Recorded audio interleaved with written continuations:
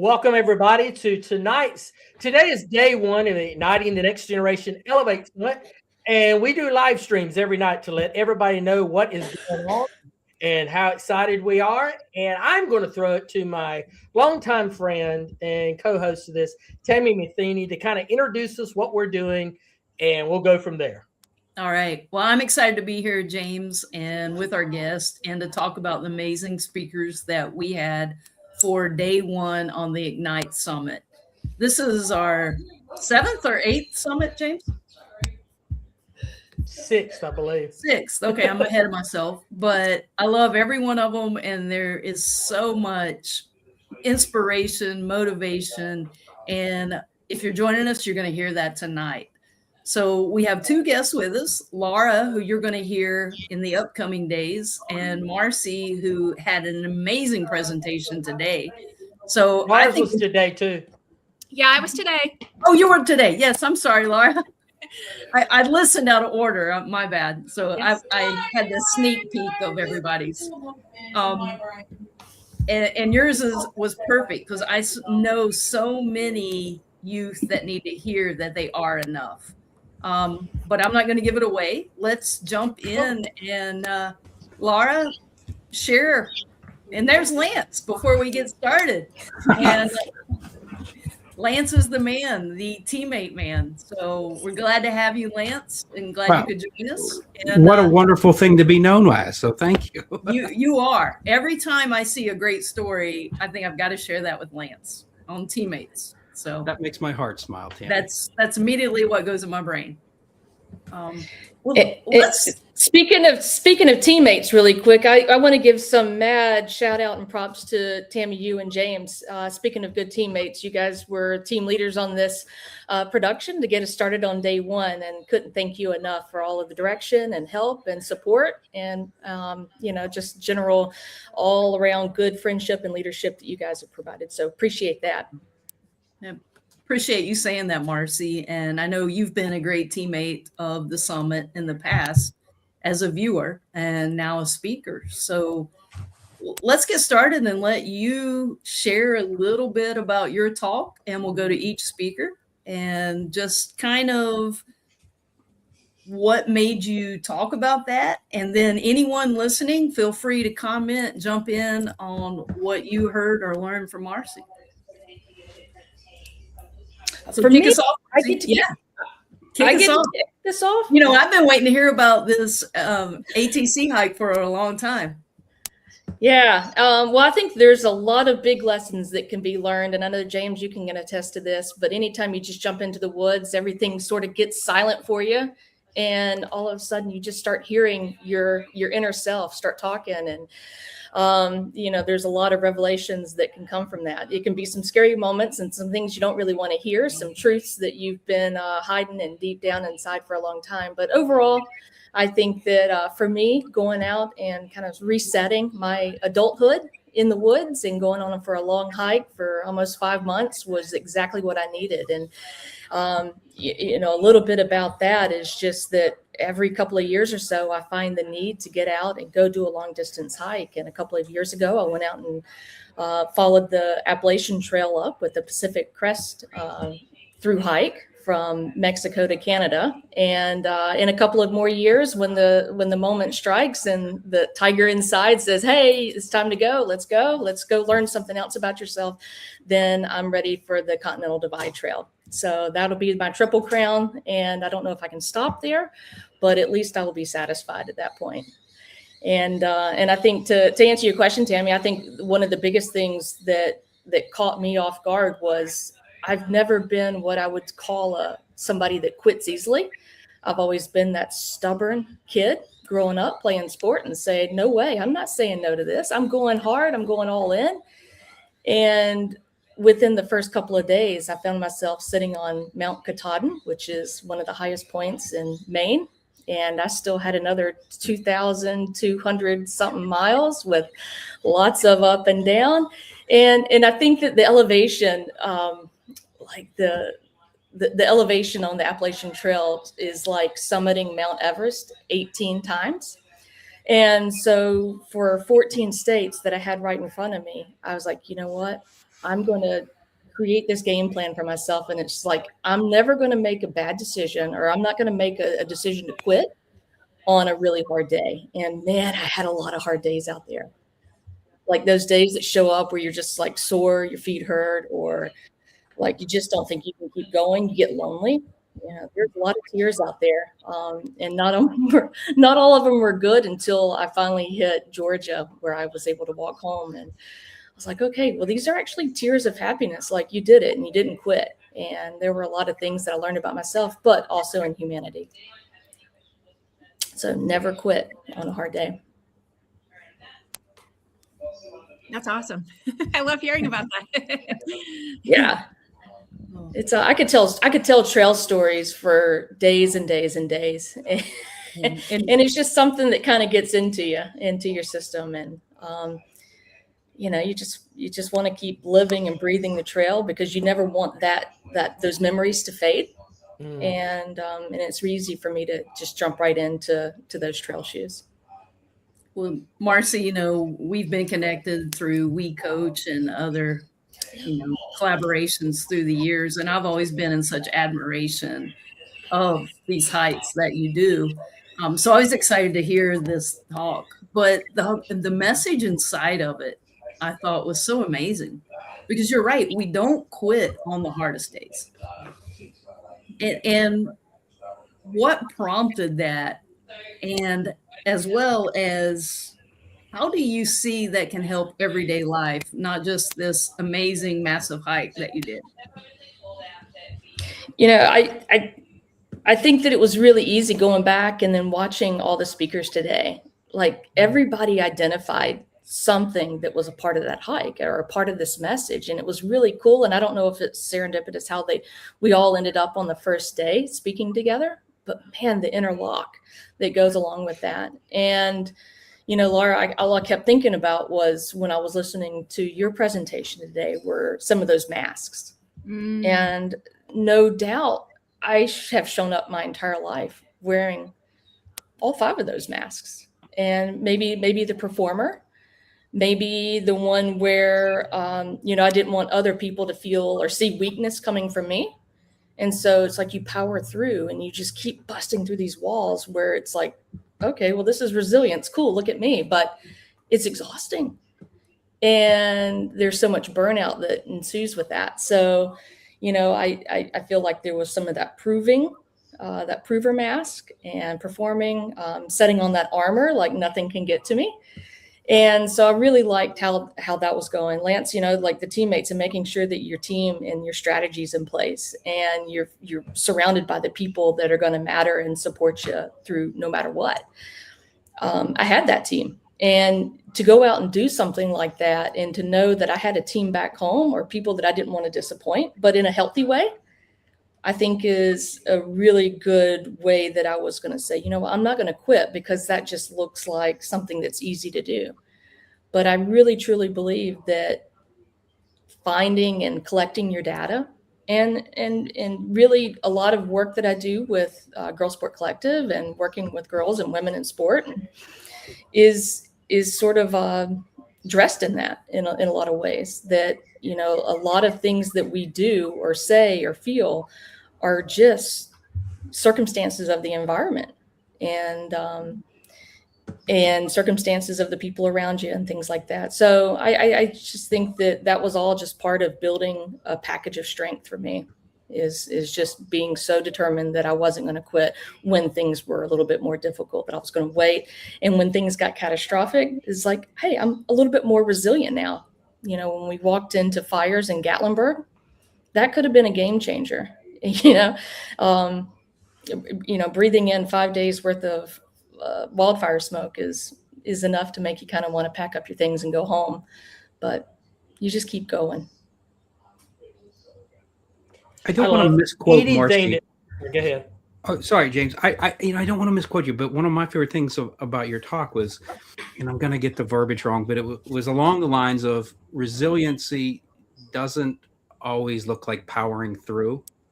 It was very Yeah. close to that, if that's not it. And I thought, wow, that's so powerful. It's wonderful. I think like some of the best teammates I've ever met, ever observed, some of the best parents I've ever encountered. There's a gentle calmness about them, and it comes through their resiliency. And I thought that was a wonderful point that you made. Yeah, I think you got to be able to do that with support and, having a structure around you that just makes sense, because it feels safer. Yeah. A lot of times it's real easy to get vulnerable. And I know that, Laura, that you touched on a lot of the vulnerability pieces and being able to know yourself and understand that so that you can handle some of those harder conversations. And in my case, the conversations weren't necessarily with other people. I was alone in the woods. So I was having these conversations within, which is, So, Tammy, so you're Marcy, laughing. you had all 5 teammates that Lance talked about inside your head at one time, right? right here. Well, my mom is always on my right shoulder. Let's not confuse that. And I know that she'll want to tune in at some point. So my mom is always my little, my Jiminy Cricket.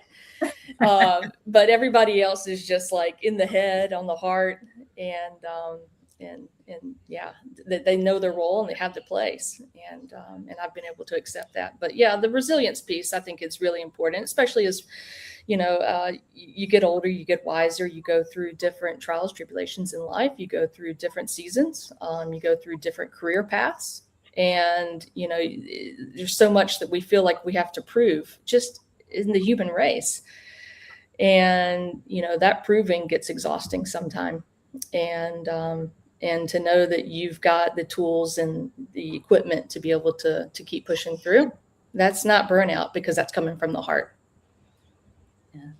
And I know you're talking about resiliency on the trail, but as I'm listening, and I actually sent this to every coach I work with today, I'm like, all of your athletes and students need to listen to this, because how quickly in today's society, when things don't go how we want them to, we want to quit, or we want to change sports, or we want to drop that class, or we just want to give up. And I think your message resonates so much with any area in life. And your story helps create the connection for people to want to listen to that. So I appreciate that. And thank you for sharing that today. Yeah, thanks. Storytelling is one of the ways that I like to sneak in things. And so a lot of things that I talk about in public are just telling stories in hopes that there's some resonation there. That's all I can do is share my experiences. James, I know you were going to say something. I was just talking about the fact that Marcy and I really geeked out on the whole trail experience, because we used to have pre-COVID, we had a backpacking program, an outdoor leadership program through Generation Youth. And so the lessons, the things that she talks about, the things that she shares, the story-wise, just excite me, because we led those young people through that for quite some time, and so many life lessons to be learned during that process.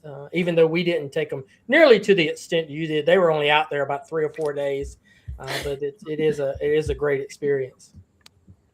Yeah, James, that was a good conversation. We dabbled in like unpacking your fears, or like it's so easy for us to, as humans, pack our fears, and no matter what it is we do.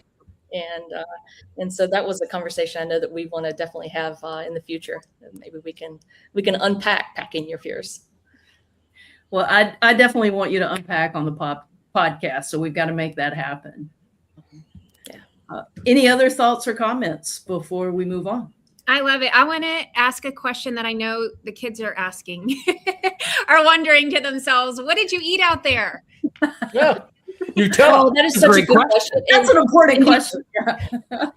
It is so important. What did you eat, and did you poop in the woods? Yes, I pooped in the woods. It was awesome.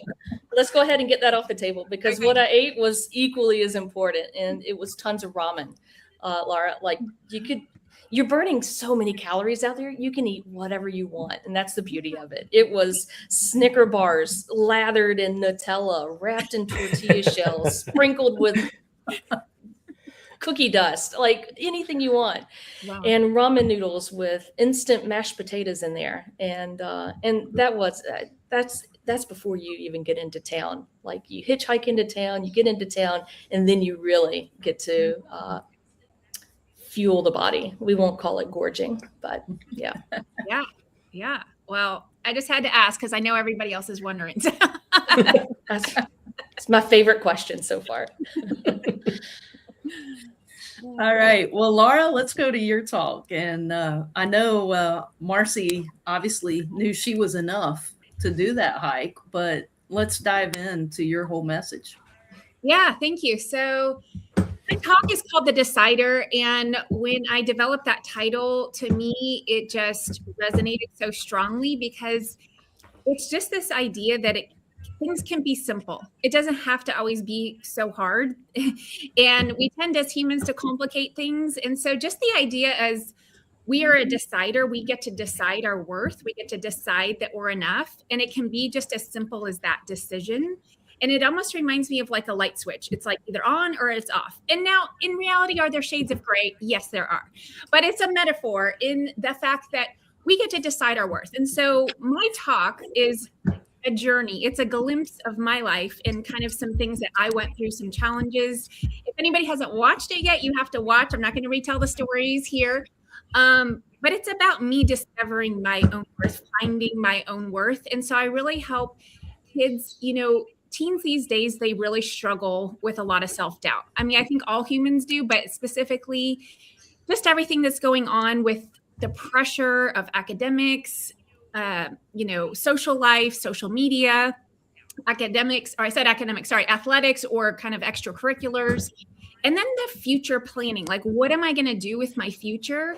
And then it's enough just like saying that out loud to really make my head spin. Like, oh my gosh, how am I going to measure up in this world? Like, how am I going to be enough? Because there's so much. Oh, yay. I love it. I got a message from, Melissa. Okay. So, I know that lady. Okay. I was going to say, I'm like, that last name looks a little bit familiar there. Awesome. Love that feedback. Yeah. I've seen her a couple of times. Okay. I know her. But yeah, so I really teach a simple message, which is our thoughts create our feelings create our behaviors create our results. And so once teens realize that there's this cycle, and the whole point is that they have a choice. So we want to catch our negative thoughts, turn them into something more positive, like a reframe.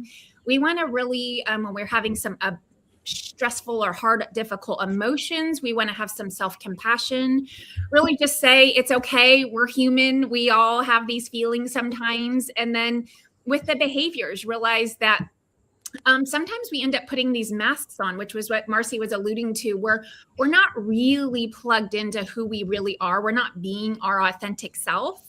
And so when I've talked to this idea with teens before, that was initially a very, very small part of what I was talking about. And I got some feedback, and they're like, no, we want to hear more about the mask. Like, we want to know about that, because that's when they started to see themselves.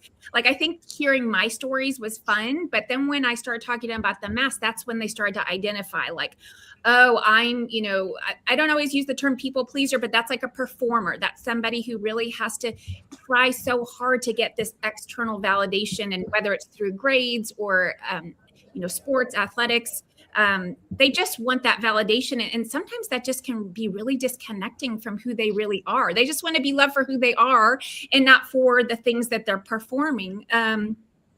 And so we've got the prover, we've got the armor, we've got invisible. You have to watch the talk. We've got the rebel. But again, like, that's where kids start to see themselves and recognize, like, oh, maybe this is how I'm acting. And maybe this is why I'm not closer to my friends, because I'm not really being myself.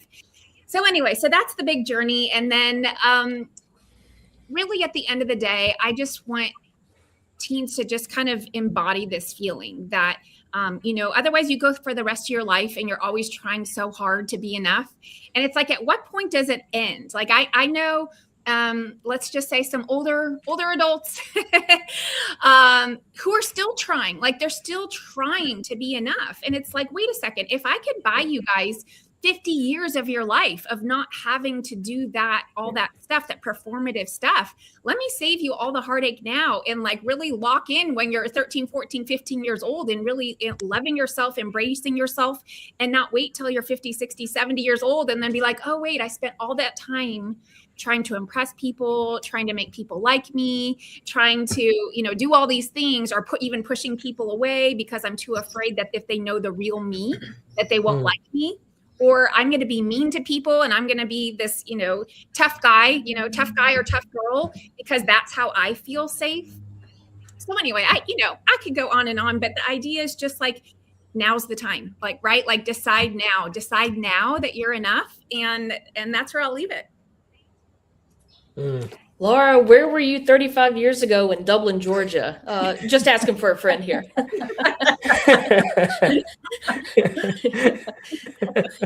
I know. I too. I wish I had myself, honestly. To be honest, I wish I had someone like myself back when I was growing up, because that's what I needed, is just like someone to share and reflect like some of my inner thoughts and feelings with, and help them like me work through the doubts that I had and the lack of certainty I had about who I was and who I was becoming. As we know, like this is such a critical period, that those adolescent years of forming your identity, and you know, we end up outsourcing that a lot, right? Like we just kind of give that power away to others when really we are the best for the job. We can be masterful, you know, amazing creators of ourselves and who we are. And just part of that is just really believing that we're worth it. We're worth the work to invest in ourselves emotionally. And with the, you know, sometimes it does take a little more work to reframe a thought, like, oh, maybe my first instinct was, oh, you know, she doesn't like me. But then it's like, okay, step back. Maybe I misread her. Maybe she's having a bad day. Maybe she's upset about somebody else. Maybe it's not even about me, right? But that does sometimes take a little extra work. It takes a few extra seconds to kind of process that through. And so sometimes like we just need to learn, we can train our brains to do that, right? So it becomes more automatic, and then eventually get to the point where maybe everybody is making dirty looks at you, but you're like, oh, that has nothing to do with me. I didn't do anything. That's not my problem. They're all just sick or something. They're having a bad day. Well, I'm like Marcy. I needed you many years ago. But your whole entire message resonates so much with what I work with athletes on. And I almost felt like I was listening to another me and talking, and I loved it. And again, I sent yours as well to every team that I work with, because it is so true. We can't have an emotion without a thought. And if we understand that, then we have power to do something about the emotion that we feel. Now, that doesn't mean we should skip every emotion. I always have to preface by saying that. Yeah. But when we're in the midst of something, or something is making us not live the life we want, that should be our go-to of change the thought. And I'd never heard someone put it in the way that you did. And I really appreciated that and love that thought. And, you know, you can't control the thought that comes in, but you can control what you do with that thought and reframing it, rewriting it. I call it change the channel. We wouldn't listen to a song or watch a TV show that we don't like, because we're not going to waste our time. So you change the channel. We need to learn to do that with our thoughts. So love the synergy of your message so much. And I filled up a notebook already on day one, James. You know, we've talked about the notes I take. Yeah, she does take a lot of notes. And if you are watching this and you're wondering what is going on, what is happening here, because I'm seeing a lot of people pop in and off and comment on different things, you can still register for this. Matter of fact, today we had 50 people registered new today, with the last one being about 25-30 minutes ago was the last person that registered right before we went live. So you still can register live and get access to the recordings for the week and be able to be a part of this. You'll just go to ignitenextgen.com/elevate, or if you just take off the elevate, it'll redirect you there as well, and you can sign up for it today as well, and still get a part of this summit for the rest of the week, because we got a lot more cover. So And they'll still be able to hear day ones, right? For another Yes. 24 hours? Yes. Okay. Yeah, they'll be able to get day ones. By fact, tomorrow's email to everyone will actually have this link as well, because there were a couple of technical difficulties earlier in the day with things going to spam, and we tried to correct that as much as we could. So I decided just to put that link in there again so people can see it, so they know what's going on. Any more thoughts or comments for Laura? I will say that, you know, I'm presenting at this, but I'm also a parent, and I signed my own teen daughters up for this. I'm really excited to see Laura and Marcy's talk. They haven't watched them yet. They haven't gotten home yet, but I'm so excited for it. It's, I think it'll be very empowering for them. Both of those messages, I am certain, will resonate with my teen daughters. Very cool. It's good to hear that. You are like, I love girl dads. Like, you guys are like the best, and whatever you're doing, and if you like what your girls are doing, then keep it up, because I just think girl dads are awesome. And James, you're a girl dad too, right? Yeah. I have two. Yeah. I have bookends, 25 and 15. Yeah. They're the bookends of the family. So Yeah. No. Actually, Laura, I did have a quick question for you. Like, so I was been so hyper focused the last few weeks on like what bad days look like for me and how you kind of just flip the switch on that. But in your work and being around kids and youth, what do you see are some of the masks that show up most often on some really rotten days, like bad days? And I'm going to throw a follow-up question out there with that too, is how do you see adult leaders continue to train that mask that is sort of maybe in hindsight isn't the greatest thing that they could be doing, but they can't help it? Because I think as adults and as leaders, our immediate thoughts are to find motivation for other people, which we all know that that's not really the case. You know, that's we don't also just immediately offer motivation, but we provide context, and that's what makes great leaders. But again, just to kind of frame the question is, what are some of the masks, or what is a primary mask that might show up on a young person on a really bad day, and what how do adults maybe continue to train to perform at that worth? Yeah, man. This was not going to be my initial answer when you asked the question, but I'm going dark now. I'm going deep. I'm going dark and deep. Think like, Darth Vader. That was we had Star Wars music this morning on our little reel. So yes, I know. See, I caught that. It's a John Williams theme this week. That's what I went with, Laura. Nice. So shout out to the Star Wars music. And what made me think of that was just like this concept of Darth Vader, right? Like he has the armor. And so on a really bad day when we see a lot of this in our culture. I'm kind of answering two questions at the same time, but both your second part and the first part, where teens and kids are mimicking some of this kind of like aggressive culture that we might see.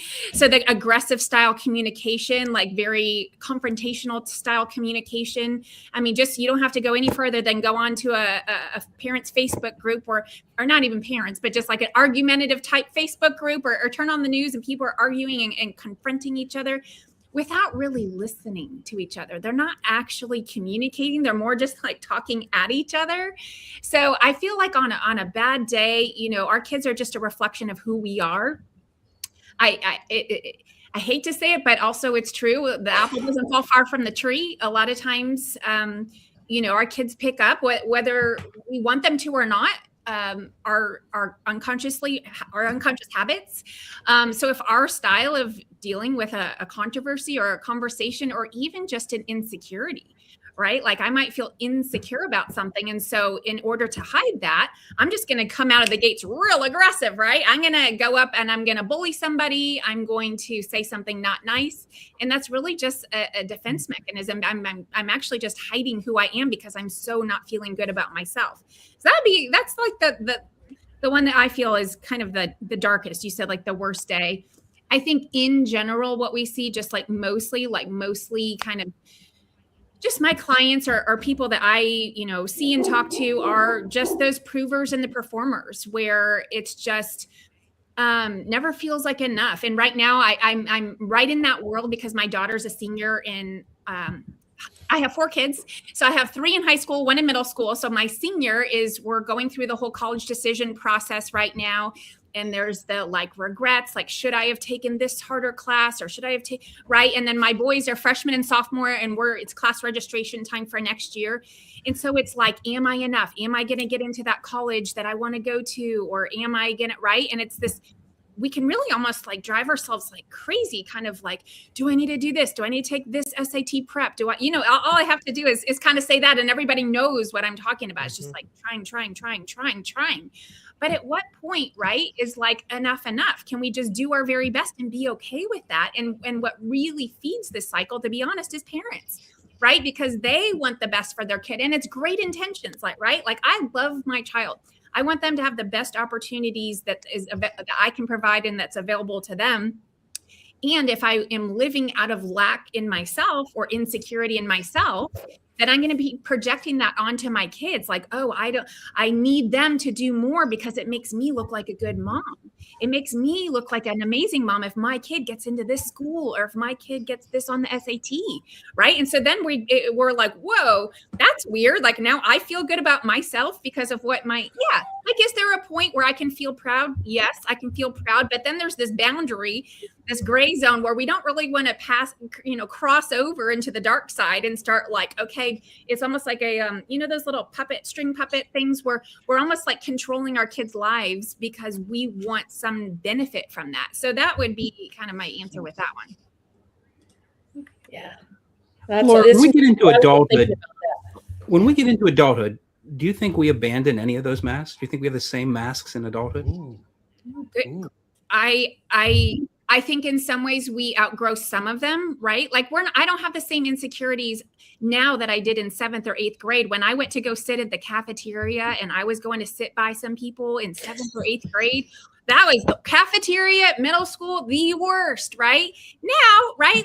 Have I abandoned that? Have I grown out of that? Have I matured out of that? Absolutely, right? If I'm at a social event or a party and I don't know, go up, talk, hey, how's it going? And I'm not having that same inner critic that I had back then. And also, I think to some extent, people who aren't in the self-development world the way we are may not be consciously trying to get rid of these masks. I know I consciously have worked real hard. I've been doing personal growth work for a very long time now. So I've done my best to get rid of those. I bet you on my worst day, I have some masks. I bet I do. I bet they come back, right? But to some extent, I think if we are trying consciously to take those masks off and be our authentic self, I think it's totally possible for adults to do that. I love that question, Lance, because as I was listening to Laura's talk today, I went through my head of the mask I still bring up from time to time. And, like Laura, I've obviously done some work. All of us probably have to be where we are right now. But I have a lot more work to do as well. But how many adults haven't done that work? And how much benefit would society, our communities, our homes be if every adult had to look and identify and figure out what mask they're wearing and do something about it? I think that would change our whole society more than anything I can think of at the moment. How unique if there's some AI technology in the future that whatever masks, there's a label on our forehead that only the people looking at us can see. Would that change our approach to life? Probably, huh? Yeah, that's a great idea. Probably. Somebody will try it on AI I'm tonight. not sure the ACLU would completely go with that, but they might have a problem. Yeah, but I think that would help people just approach each other differently. You don't know right? You don't know what someone's going through. You don't know what news they just got right before they talk to you. Right? And so if they, have their little sign up and they have their armor mask on that day, or maybe invisible, maybe they just want to hide. Maybe they don't want to be seen that day. And maybe then we can walk into this conversation. Wow, this person's having a tough day. Maybe we'll be a little more gentler with our words and our language that we're using. Got to, because that becomes the identity that you end up living with for so long. And until it gets stopped, I'm assuming, until you have a little bit of power over that, or a little bit of ownership, or whatever it is that kind of shifts the narrative, then that's an identity that you carry well into adulthood. Yeah. It's good stuff. Yeah, very good. And I should have said this before, Marcy, where can people reach you if they want to discuss more about hiking or what to do on a rough day and girls sport collection? And then I want Laura to share too I should have asked this before we moved on. Yeah, you can find me all over the place, and still struggling with my identity, because I love the hiking piece, but also love working with girls in sport and girls with sport and technology. And that's what we're doing with Girl Sport Collective. So you can find out more about that at girlsportcollective.com, running girls combines. Not for the sake of running a combine to test elite performance, but this is the interactive, the engagement piece. This is about girls learning about who they are, learning about sport tech, discovering if this is something that they may want to do in their future. So not necessarily testing elite performers out there, but testing everyone, having inclusive access to that. So girlsportcollective.com, and find us on all the social media channels at Girl Sport Collective.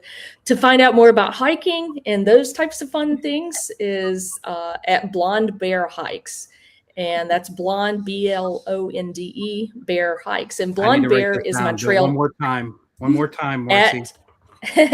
At Blonde Bear Hikes. And that's an E on the end of blonde. And just a quick note about that. So out on the trail, you are usually given a trail name. And my trail name became Blonde Bear back in 2016 when I hiked the Appalachian Trail. And it was pre-COVID, when it was okay to give everybody you met a big bear hug. And so that's what I did. And typically you get your name from doing something really stupid. I'm one of the fortunate ones that got one out of, I feel like, generosity and like wholesomeness. But you can really get some bad trail names by doing stupid things on trail. But yeah, at Blonde Bear. And then, of course, catch me at Marcy Cornegie on Instagram too. Okay. And Laura? But happy to have any conversations about trail. Very cool. The easiest place to find me is my website is positivelyhealthycoaching.com, and my social media handles are the same, Positively Healthy Coaching. The other thing I have, that if you're kind of wanting to know more about me as a mom and mom of 4 teens and a teen and young adult well-being coach, is I also have a podcast that has a different name. It's called The Positively Healthy Mom. Similar name, but a little different because it's more me as a mom, and it's kind of learning from experts and other people and having conversations, kind of sharing ideas.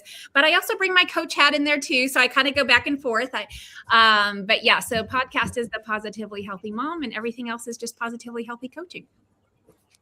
All right. Very good. Everybody needs to follow both of them.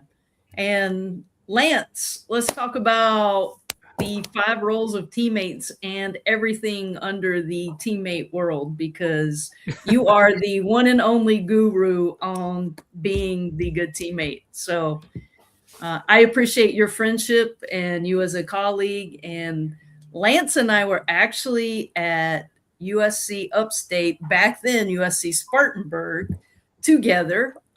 We were both not students at the same time. I'm a little bit older, but so Lance and I have a past background, but I've enjoyed following Lance. So thank you for being on here, Lance. Yeah, you have no idea how much your friendship and James' friendship means to me. You are truly, truly unique individuals who care about others. And that is such a rare quality in this world. So I thank you for including me in this and bringing our team together of all these wonderful speakers for this cause. So kudos to both of you. My world revolves around one topic, good teammate. That's it. And, Marcy said earlier about being a girl dad, and it all started because of my daughters. I had a harrowing experience on a plane, and I thought, well, what would be the last advice I would give my daughters that would set them up for a good life? And I decided, just be a good teammate. You're going to be all right in life. That's how it all started. And it has snowballed from there. I was thinking about something else that Laura said about you never know what mask someone is going on underneath someone else's mask. And it's really, to understand my topic and what I talked about in this summit, it goes back to that question. So let me give you a little bit of a brief backstory to this topic. I had spoken at a school district. They brought me in to do their opening convocation for their professional development for their faculty and staff. Several months later, that same school district had reached back out to me. They liked the message, and they had just had a very unfortunate suicide at their school. A student who had been bullied had chosen to take his own life, and it was really rocking their community. And they brought me back in, asked if I would come back in and deliver a message similar to their parents and students. And that's a tall task. And I couldn't just talk about the same normal spiel that I always give. And I was thinking, well, what can I talk about? What would be that? And I just happened to be sitting down in front of the news, and I live in Florida, and it was a launch date, and NASA scrubbed their launch that day. And they said, whatever the problem was, I don't remember, but they had assembled a team to work on that problem. And I started thinking, yeah, that's how we solve our biggest problems. We don't just put like one person in charge of it. We assemble a team, and that's the best way. That teamwork, we attack that problem with a team effort. And I thought about the bullying issue. That's the best way to attack it, right? We need to assemble a team. And I went for a walk. I was thinking more about it in my community. My community has buddy benches, and I thought, yeah, you need those. You know what the concept of buddy benches? If you're feeling down, you're sad, you're alone, you're supposed to go sit in the bench. And if other kids see you sitting there, that's a signal for them to come and approach you and include you and get you involved in their activity. It's a wonderful concept. And I was thinking about that buddy bench, and you need a buddy, but you're probably not going to find a buddy sitting on the bench unless you look right beside you and there's another person sitting there. You need someone who's going through that same type of challenges that you are. So that was the first teammate. You'd assemble a buddy.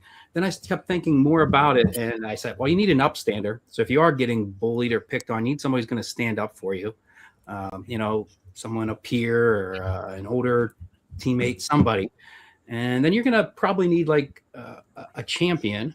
That's someone who they're going to see whatever your problem is, and they're going to advocate on your behalf. So if you're having some kind of struggle in the classroom, you need a teacher or your therapist, or someone's going to go and lobby on your behalf for you. They're going to champion your cause. And then, sometimes people who get bullied, they're not always sure how to act, or even young people in general. They're always trying to find themselves, and they don't realize they're looking in the wrong place. So you need someone to model good behaviors. You need a mentor. It's that older person who how to emulate. You want to emulate their behaviors. So that was 4. And I kept thinking about, well, who else? You had a starting 5. Who else would you put? That's my basketball coach background. I always think of a team of 5. Who else would you put out there? And I started thinking, I feel my best when I'm around upbeat, positive, charismatic, cheerful, for lack of a better term, people. And they just resonate. There's like vibrations come off of them. There's good vibes. I thought, you need a resonator. So that was my 5 people. And I delivered that talk that night to those parents. And I cannot begin to tell you how many of them come up to me after the event, some of them very teary-eyed. And then I got so many DMs on social media and emails privately from them, said that really, it helped me because I was really bothered that my son or my daughter did not help this other student. They didn't reach out to them. And I thought, these identities, they gave someone a role to play. You can be a resonator. You can be a champion. You can be a buddy. You can be any one of those teammates to somebody else. So it's not only collecting your team, it's filling that role for somebody else and joining a team. So that's probably a long answer to your question, Tanny, but that was the essence of my talk.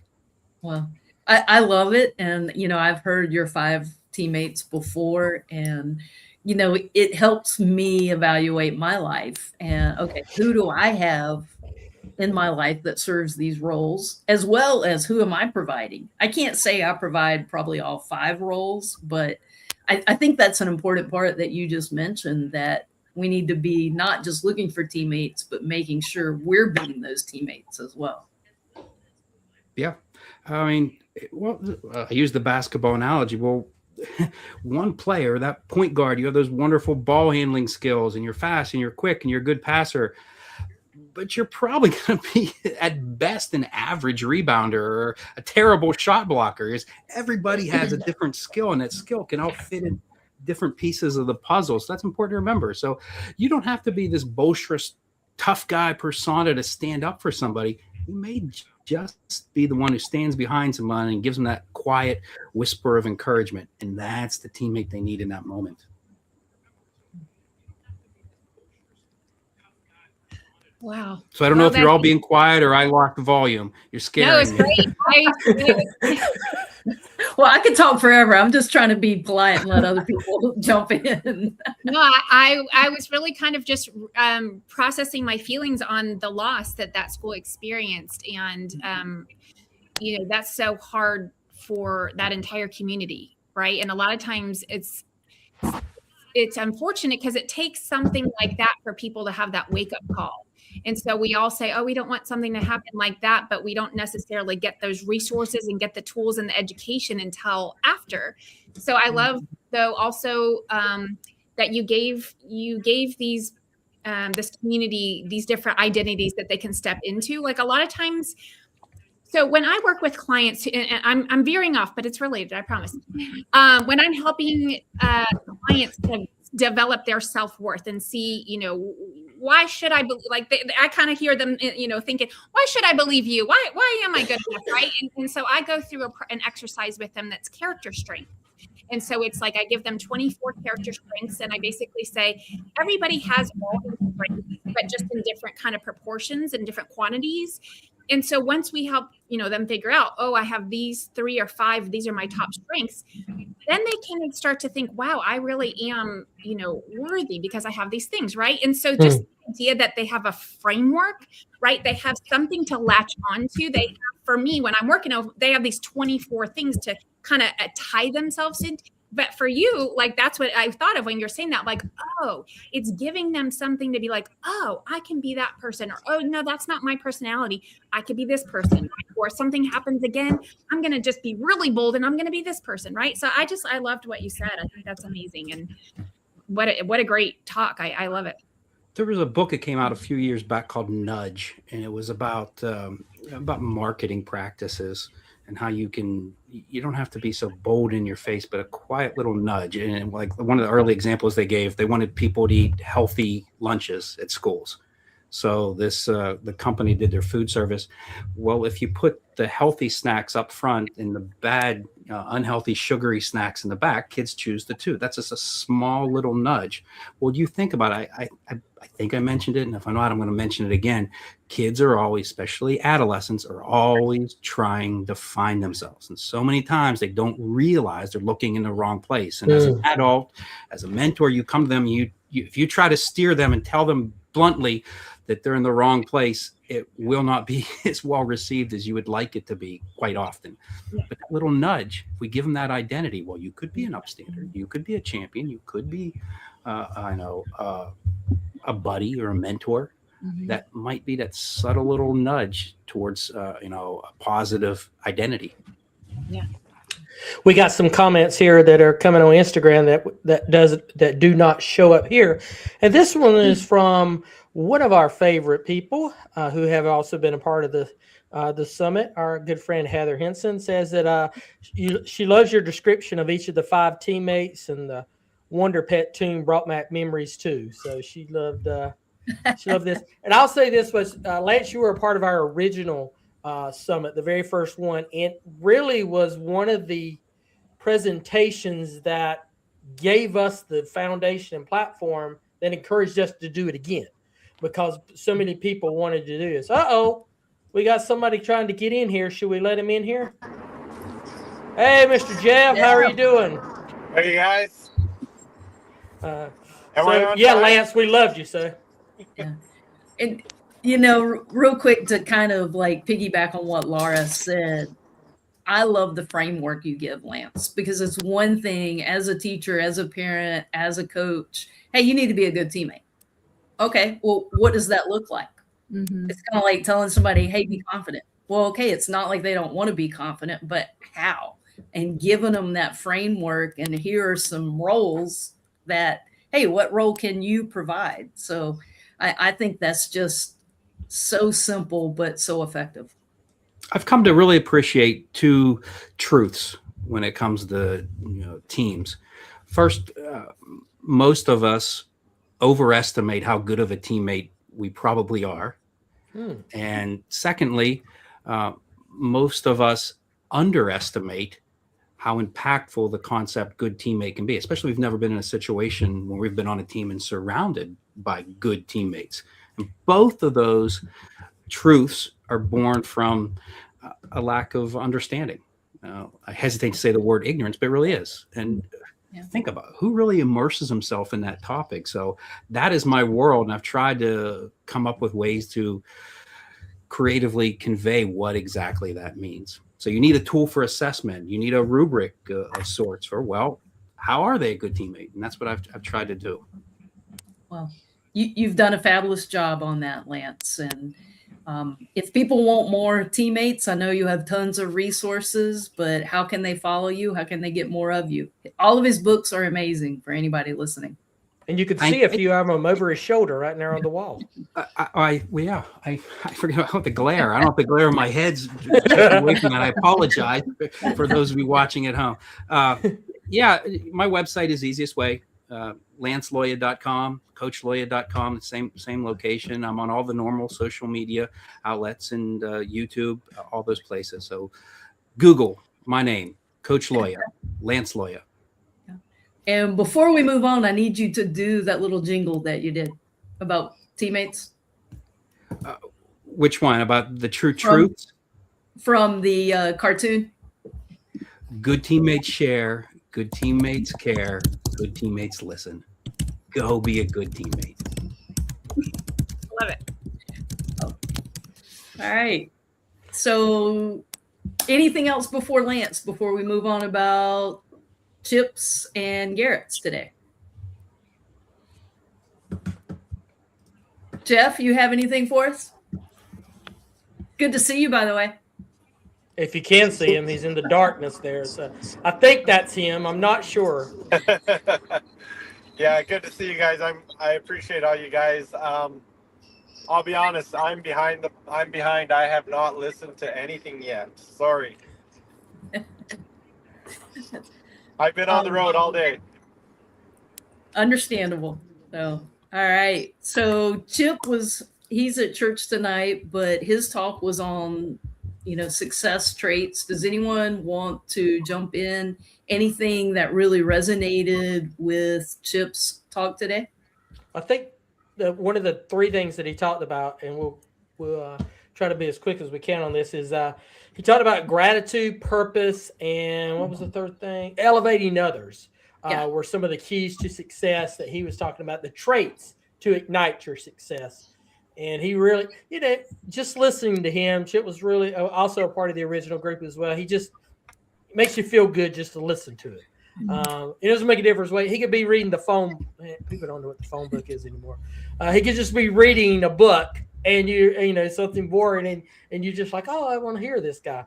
But him going through those traits, especially gratitude, that was the one that really stuck home for me because we talked about gratitude on one of our summits a couple of years ago, I believe. So I really love what he was sharing on that. I think there's like James Earl Jones, Morgan Freeman, and Chip Baker. Like, if they redid Darth Vader, I find it really hard them not to cast Chip Baker. His voice is a voice from the heavens, and I find myself just fixated listening to him, immersed in it when he talks, and I love it.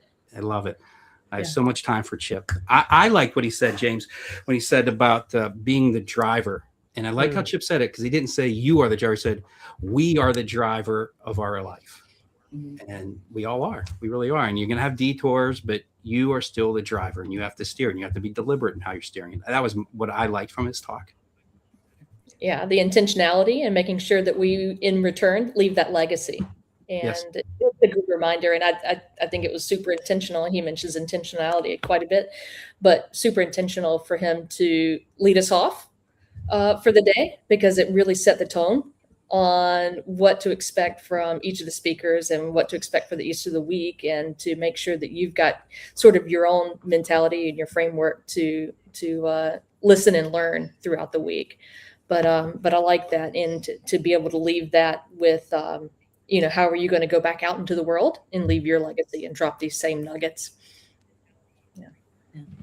And, he does speak about, I'm sorry, Laura, please go ahead. Oh, no, I've had a personal conversation with Chip. It was personal on my podcast. It was on my podcast, but it was a personal conversation about gratitude. And one thing I love that he gave this great analogy is, putting on your noise canceling headphones, because we, as kind of relating him and me together, like when people are so focused on the external world, you lose your gratitude, right? That's where you get unhappy. But put on your noise canceling headphones and turn inward and think about, what can I be grateful for? How can I kind of block out the world in a good way and have some introspection? Like, I'm so fortunate, all these things. And gratitude is just this, to me, it's just a magical elixir, if you will, to just, it kind of coats and soothes all the little scratches, the wear and tear of the day. If you have your gratitude routine in the evening or in the morning, I like to do mine in the evening.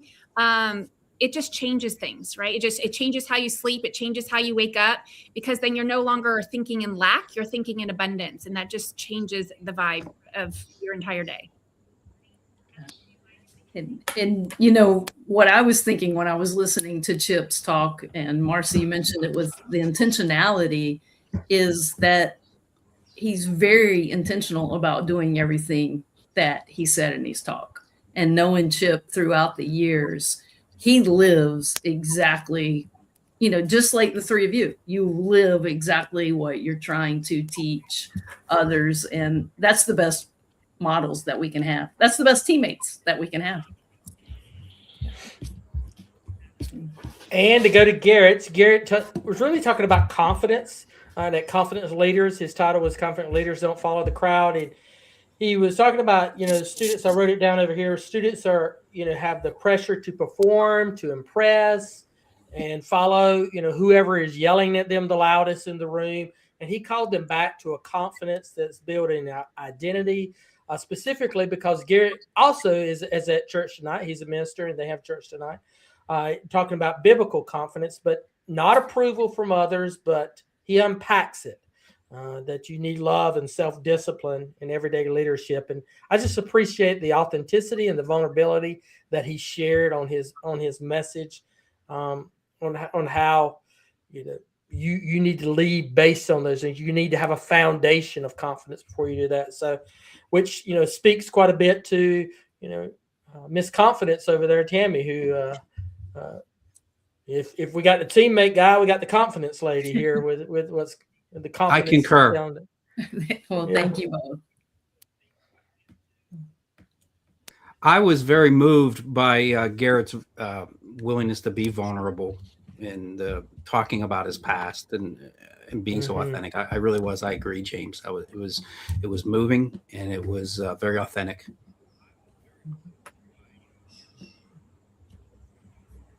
I would definitely agree with that. What I appreciate about everyone today, you all were authentic and you all spoke from experiences. And again, I just said that a while ago, but that's the best modeling we can do for our youth. We all have not been perfect. We all have made a lot of mistakes, but we're using that to help learn and ourselves first and foremost, and to teach our youth that. So I appreciate every single one of you for being on here, for taking time to do that. I didn't mean to cut in on Garrett's message there, but I couldn't be more excited for day one and the speakers that we've had today. And it doesn't end today. So again, if you haven't signed up and you would like to, there's ignitenextgen.com/elevate. You can sign up. You'll still get all the emails and be able to catch up for the week. Tomorrow's lineup. Tammy, you're on tomorrow. Yours presentation is tomorrow. We've got Tom is tomorrow. Jason's tomorrow. Nick's tomorrow. Carrie's tomorrow. It's a star-studded lineup. And just to let you know, Jason and I believe at least one or two others of the presentation have been coming in and out and viewing things and been popping up and liking what has been going on as well, as we've been sharing tonight. So any closing comments from anyone tonight? I have one. Yes. Now, ideally people are tuning this because they want to be a better version of themselves. And I think there's a lot of truth in the old theory that you become the 5 people that you spend the most time with.